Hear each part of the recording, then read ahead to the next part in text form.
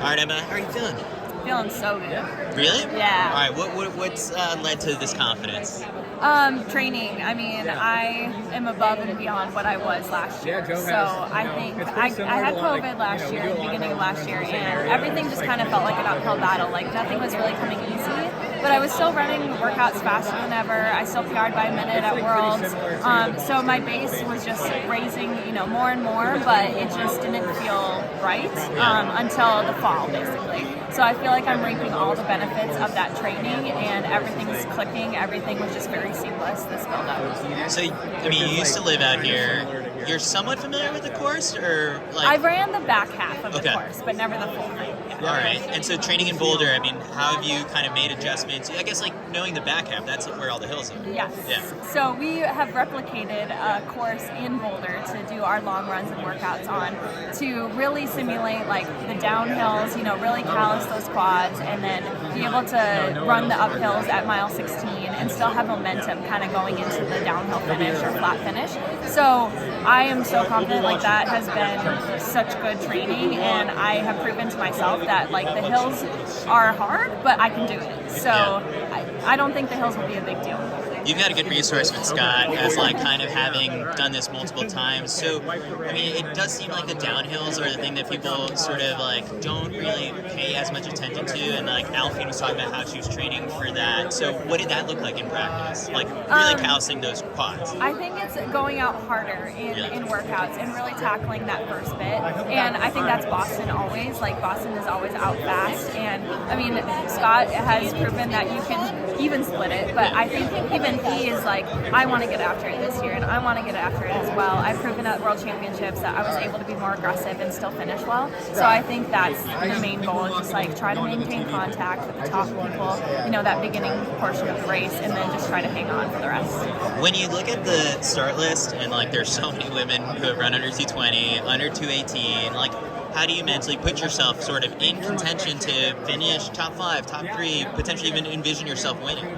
I mean, Boston is a different beast. Like, they've ran those times, but not here. And it's a completely different day than when they ran those PRs. And I do believe that I, right now, am a 218, 219 girl, just from training. That's what it has told us. And so I know that I can compete with the best of them. And it's just like, again, putting myself in the position to win.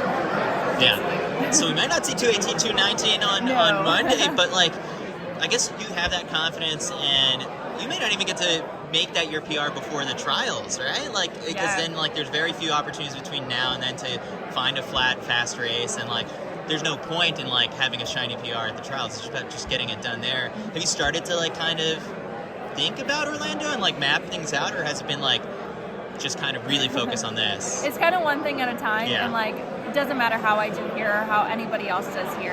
It's all going to come down to February 3rd. So I'm trying to just focus on the here and now and do what I can now, and hopefully it'll get me to a good position come February of next year. So on stage, Scott shared sort of his mantra that's kind of kept him going about like focusing on the present. What has gone through your head sort of throughout this whole training build-up? Yeah, I think Joe was really good about kind of bringing us back into the moment, and he's always like, what's your mind doing? And so it's kind of just like checking in with yourself and trying to figure out, like, do I need to go faster right now? Do I need to slow down? Like, what am I doing right now that is setting myself up for, the biggest potential of this race or workout or whatever it was?